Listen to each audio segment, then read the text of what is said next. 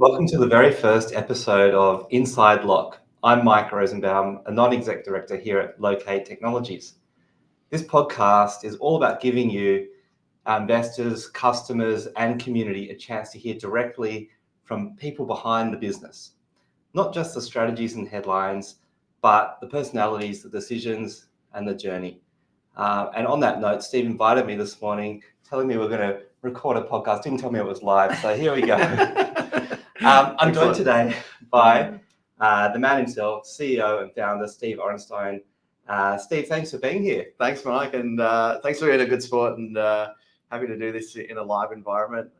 I always think it's good doing things where it's real and giving people a real insight into the company. So I think this will be really interesting today. Absolutely. Love your style. Steve.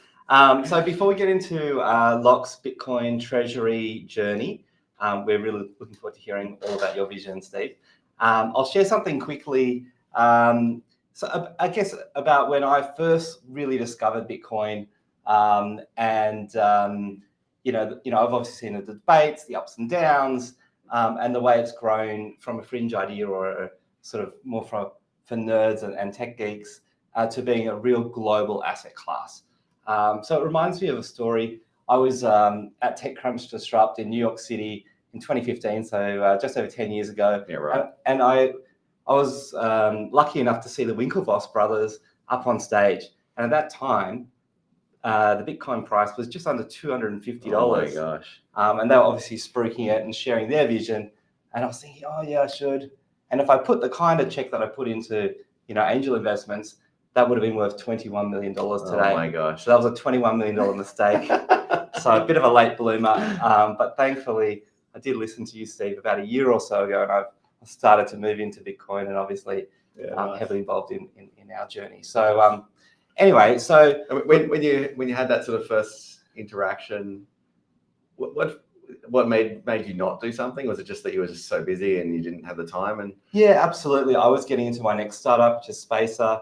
And I guess, exactly. Time just got away from me, and you saw it going up and up, and you kind of got that FOMO, but is it too late? Yeah. And obviously now I better understand it. I've done a lot more studying, and you've shared lots of information with us as board members. I think that's like one of the hardest things about Bitcoin is people can tell you a little bit about it, but until you've actually done your research yourself and really understood it, then it becomes hard to actually invest money into it. And so it's like having the headspace and the availability of time to actually spend the time to research and understand it. And then you're like, oh, this makes sense. And then you invest money, which is why I think it's very easy for people to not invest along the way. Yeah, no, absolutely. So Steve, when you came to the board with the idea of adopting Bitcoin as a treasury asset, it wasn't completely foreign to me. Yeah. As I mentioned before, but I understood that both the potential and the risks. But before we dive into that, let's step back. How do you see Lock's evolution to adopting Bitcoin on its balance sheet? Yeah, I mean, sort of remember back to that board meeting, and I don't know if you remember, but I don't know if I actually warned anyone that was going to actually take place, and whether I just surprised the board. I think I just did surprise everyone. But yeah, I mean, I think as a business, I took a view sort of middle of last year, seeing the business actually growing and seeing us getting closer and closer towards profitability, and then looking at what was happening across the world with companies like Strategy and Metaplanet and others, and thinking about what is our capital structure going to look like in our business in the future, and not just for the next year, but like for the next 10 to 20 years, and realizing companies need to be holding Bitcoin on their balance sheet. And that's going to be a really important part of a successful business into the future, and a way of being able to capture capital today, but actually see that capital actually continuing to grow. And it's going to be the easiest way for a company to really grow and expand over the next 10 to 20 years. And so, I mean, my goal is to see our balance sheet growing substantially in the months and years ahead, but substantially in Bitcoin terms, and looking at that as a store of wealth inside of our business. Yeah, absolutely. And from the board side, that's what stood out. This wasn't just about chasing a trend. Yeah. It was about evolving with conviction. and positioning Lock for the long term. So, I guess mid last year, Steve, you came to the board with this bold proposal to adopt Bitcoin as part of our Treasury policy.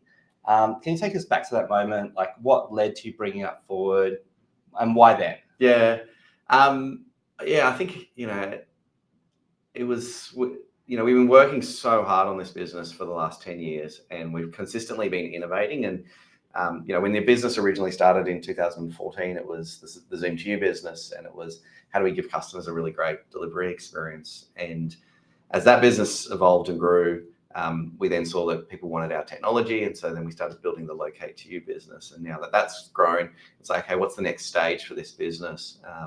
And as we want to grow our customer base and we'll grow our revenue and continue to do that inside of the Locate to You business, it was like, what is our capital structure going to look like? And that was the sort of definitely the first sort of step that I thought would make sense. And I suppose when I took it to the board, I wasn't sure what response I was going to get. And maybe I was sort of like, oh, let me test and see the response I get from this crazy idea. And I think it was a really good board meeting. I think it sort of, everyone sort of asked lots of questions and were curious about it. No one was actually sitting there and saying this is a terrible idea. But I think it definitely sort of took everyone a bit of time to sort of get their head around the concept of why Bitcoin and why Bitcoin versus any other sort of cryptocurrencies that are out there.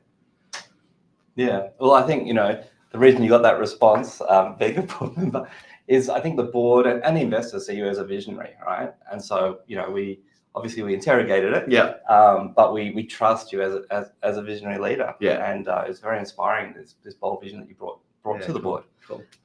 So once the idea was on the table, what did the process look like? What was next? Yeah, so I think as a board, sort of we thought, okay, let's consider this and let's consider this seriously.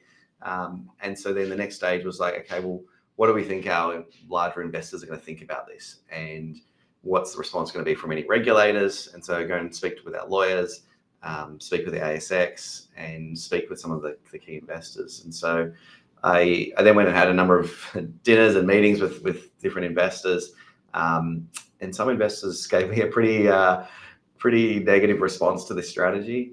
Some were more open and were like interested. Some were like, yeah, Steve, like, I don't know anything about this, but I trust your ability to assess this particular opportunity. And so they were like, we'll back you. And so, I ended up putting together a presentation that was the presentation I used with the board, but also then I really changed that presentation to then go and speak with other sort of investors. And it went back to the concept of, what is money? We think about this, this $10 or $100 note that we carry around today, or barely use today. It's just everyone uses credit cards, and how that's evolved over history and where that's going to look like into the future. And Bitcoin is likely to be the digital currency of the world. And so so it was a bit of a process. And then after sort of speaking to the investors and speaking to the ASX, we came back to the board and said, I think we can do this. But now we need to actually go out and raise some capital. And so January that year, we announced it to the market saying, hey, we're going to do this.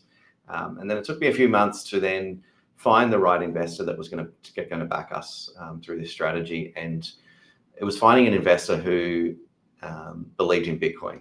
And that was really important to sort of get us to find that particular investor. And it took a little bit of time doing that, but eventually we found the right investor to help us lead that sort of first round of capital and starting our Bitcoin journey. Yeah, amazing. I remember you brought to the board meeting different paraphernalia, the metal, the cold storage. Yeah, that's right. How you did it. You even logged into your account, showed us, the custodian and all this sort of stuff. It was amazing.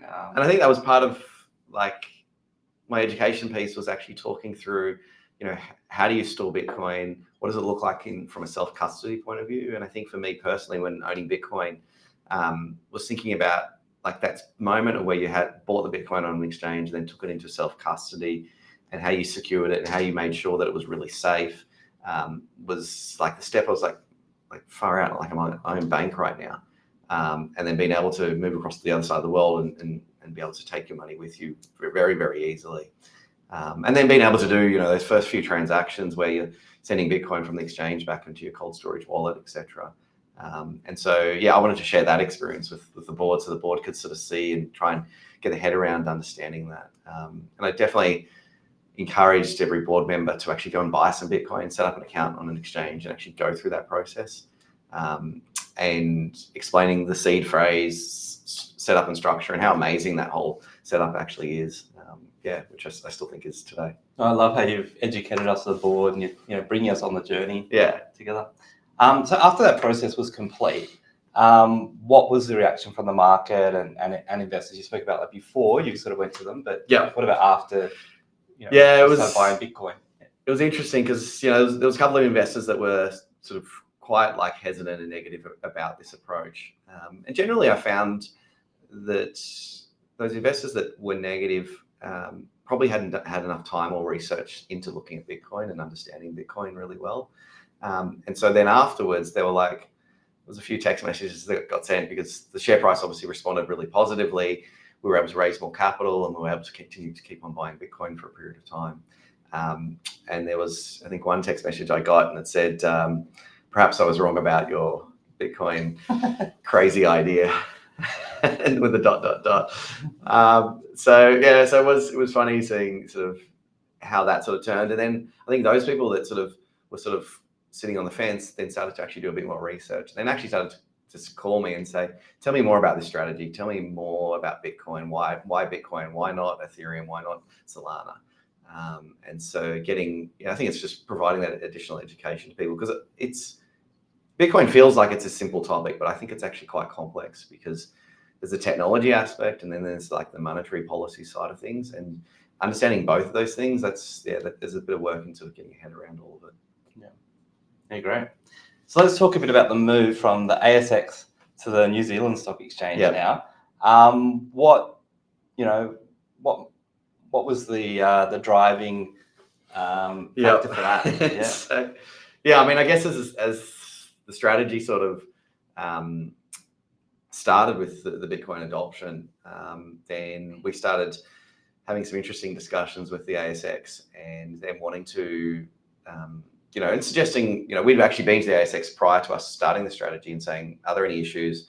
Do they have any guidance? Have they put out any policy documents on companies doing this? And they hadn't done that and hadn't thought about it. And, not to look poorly on the ASX, but, I think as a regulating body, it's sometimes quite challenging because there's these new technologies that come up and you need the capacity and headspace to actually think about them. And the easiest thing for a regulator is actually to say, no, we can't do this, without actually fully understanding that and having the expertise inside of the different regulated bodies to be able to consider these things.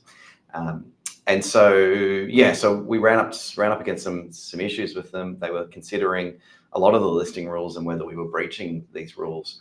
And ultimately, most of the rules that we weren't breaching, but then one of the rules in particular, they thought we were going to breach into the future, and that's this cash box rule. And so the cash box rule, from what I understand, has been there since the early 80s, was designed to stop companies basically building a shell entity that holds large amounts of cash. And so the rule says if you have more than 50% of your assets sitting in cash or cash alike, then you breach this rule, and it gives the ASX the ability to essentially delist your company. And so, as this sort of started unfolding, I started going to ChatGPT and sort of analyzing, historical companies that have been delisted, what are the reasons, speaking to our lawyers, but then thinking about and sort of trying to figure out how do we get through this. And ultimately, sort of through further discussions with the ASX, I realized that, I don't think we're going to get through this. I don't think they're going to change their view on the cash box rule. And ultimately, that's going to stop us as a company from being able to acquire the amount of Bitcoin that we're wanting to acquire on our balance sheet. And as our Bitcoin holdings was going to grow into the future, we were going to breach this for sure. And we were, very close to the 50% mark already based on our current Bitcoin holdings. And so, that then obviously, we had a lot of discussions internally at the board, and I spent a lot of time researching and looking at alternative exchanges that we could go on. And interestingly, every other exchange that I looked at didn't have this cash box rule. And so whether it was New Zealand, it was exchange in the US and Canada, we looked at Frankfurt in Germany, Singapore, even in the UK market, this rule didn't actually exist, and for some reason it exists on the ASX. And so so if we wanted to continue owning Bitcoin, we needed to move to an exchange. And so the discussions then happened was with different lawyers as to, what is that process and how quickly can we do this and how can we do this the most cost-effective way?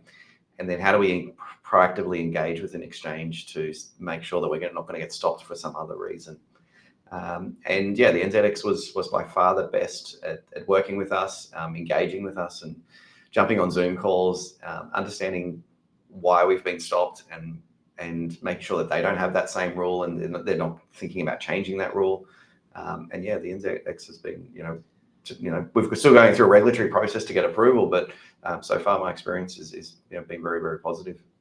Yeah, so I was going to ask, and I'm sure lots of people listening to the program today are wondering, you had to evaluate alternative. Why the NZX? Yeah. Why was that the best, deemed the best option for Lock? Yeah, I think it wasn't just one particular thing, but definitely my experience with dealing with them so far has just been amazing.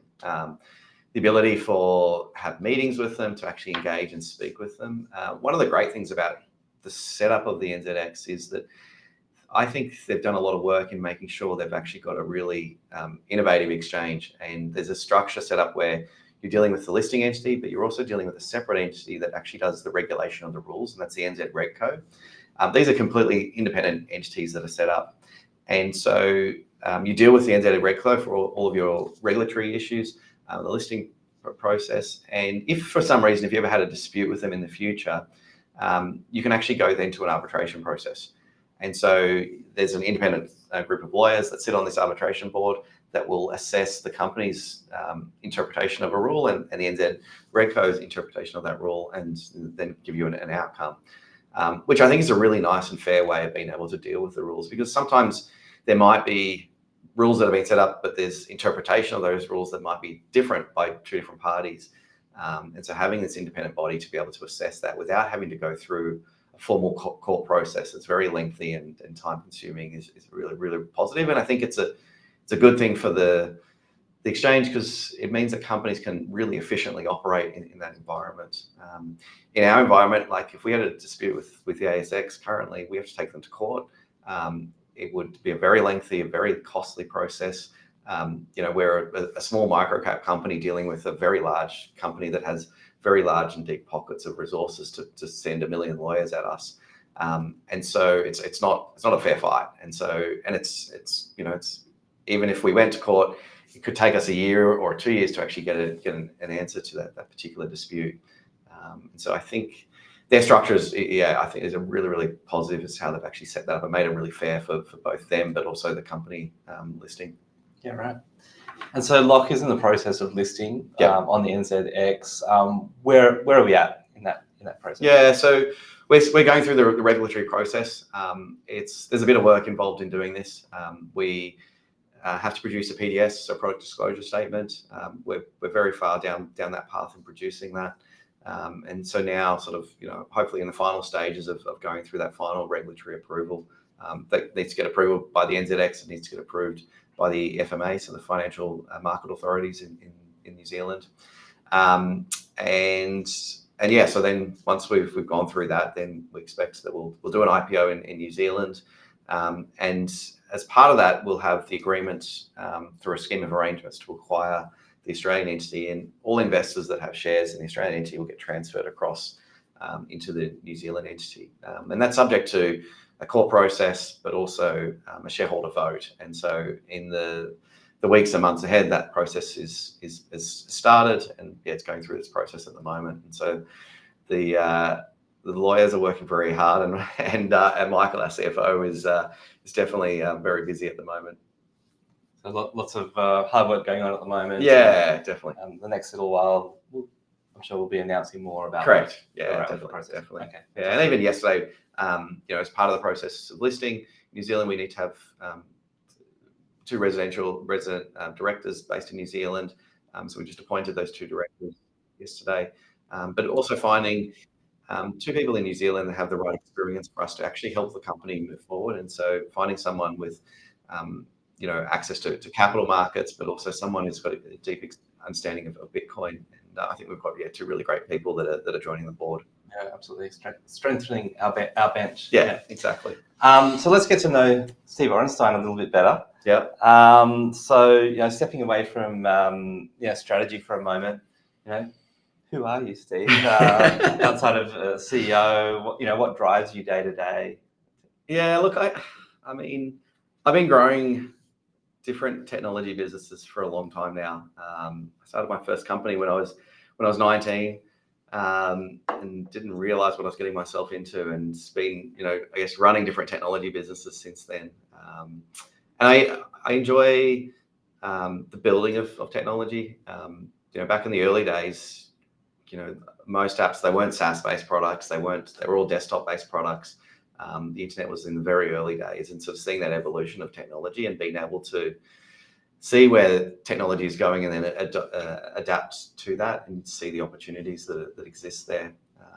And I saw that, like, in my previous business, Connect to Field, which was a job management and scheduling application. And as we were building that business, the iPhone became available, and so it meant that building iPhone apps so that people out in the field, whether you're a service technician, could get access to booking information. And so the days of manually writing on a job sheet on pen and paper could actually be done through a mobile device. And so so I spend, I think, a lot of my time seeing issues in the world and seeing problems and thinking about how do we turn that into a business and how do we solve that. And I think Bitcoin is one of those things, is where I see an issue in the world with the current the money and the way in which money is actually structured and the way in which governments can actually print lots of money. And I think particularly during COVID, I saw this a lot, where the amount of money that was printed, and maybe for justified reasons, but then what the impact that has then had years later. And I think we all see it today when we go to the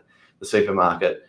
I was there on the weekend with my daughter, who was wanting to buy a bunch of lollies to make these ice cream cookies, and the cost of a bag of M&Ms was like $13, and I was just like, what is going on? And money has been inflated, and so everything is just around us is becoming more and more expensive, and so today's money is broken, and Bitcoin solves that. Yeah, absolutely. Well, Steve, thanks for sharing a bit about yourself. You've obviously always been an innovator, a visionary, since the age of 19. Yeah. And I'm sure before, there might have been a few lemonade stands or so forth. And I guess for me as well, being part of the board is also about people. Of course, we're here to get results for our shareholders in the long term. But working alongside someone like you with the kind of conviction that you've got, it really is inspiring for us as a board. And I think our listeners, they want to know that Lock is more than just about results. Of course, that's ticket to the bank stuff. We've got to get strong results. We've got to have strong governance and policies and procedures. But it's also about people with a strong mission. Yeah, definitely. So before we wrap up, Steve, what can people expect from Lock? Not in terms of predictions. Yeah, I know you can't give that. Yeah, I'd love to see a visible. But in terms of focus. Yeah, so I think we definitely continue in operating our 2 core businesses, and we've actually, when you're talking about people, we've got some really great people in our business. We've got a number of team members that have been here for way more than 5 years. In fact, day one, one of the people that we hired inside of our Zoom2U business, which was like a month after it started, is still here today. And so, we've got some really good people inside of our business, and we want to keep building our software businesses to see those continuing to grow. There's a lot of opportunity, both in Zoom2U, but also in our Locate2U business, and seeing that grow to international markets. It was only, the last few weeks I was overseas, and I was in the UK and meeting with potential customers there for the Locate2U business. And so I think there's a really exciting opportunity in Locate2U. We've spent a lot of time in building this product, and we want to continue to see that being rolled out and see that business become highly profitable into the future. The great thing with the software business is that you spend all this time and investment in building this product, But then once you actually start realizing the value of that and getting more and more customers, the incremental cost of adding those customers is a lot less because you've invested so heavily in the early days. And so, yeah, I'm excited to see us realizing all the work that we've done. And I think the team is as well. They've spent a lot of time and effort in building a really great product. And we want to see that being used across the world by companies. And we think we can make a real difference to the way in which companies operate and think about their delivery experience to their customers. I think there's still such a big opportunity in improving the way in which that delivery experience occurs for companies across the world. And so we'll continue to do that, continue to invest in that. We're still very passionate about solving that problem for companies, and the use of AI inside of that technology is going to be really interesting. The ability for a call center to be able to have an AI agent being able to answer calls and respond to customers, but then being able to interact with a system like Locate to You, it's going to be really, really interesting. And so AI is going to play a big part in our software business into the future. And then, we obviously going to be building a Bitcoin-backed balance sheet, and thinking about once we have that Bitcoin balance sheet, is like, how do we use that balance sheet to then grow further, and what sort of debt products that can we start to issue into the future, and how do we get access to those fixed income markets to really sort of increase our Bitcoin holdings. And so, I think there's a combination of things that are going to be happening, but all joined together will lead us to be a successful and growing company into the future. Well, thanks, Steve, for the live conversation today. Thanks. You never know what you're going to wake up to when Steve calls you first thing in the morning. But on a serious note, that's just the beginning of Inside Lock. We'll keep bringing more stories and conversations, not just about the decisions, but about the people behind them. So thanks for listening. Thanks, Mike, and thanks for being a good sport. I know I threw you under the bus when you walked in this morning, so let's do this live. But I'm really keen to make sure that we can share with all customers, but also investors, what it's like inside of the company and the people behind it. And so the plan is to do this on a regular basis and get some customers involved, get some investors involved, but also some of the other stuff, the team members, because it's not just me. There's a team of 65, 70 people inside of this business that make it operate the way which it does today. I think it's a great initiative, Steve. Yeah, cool. Thanks, Mike, and thanks everyone.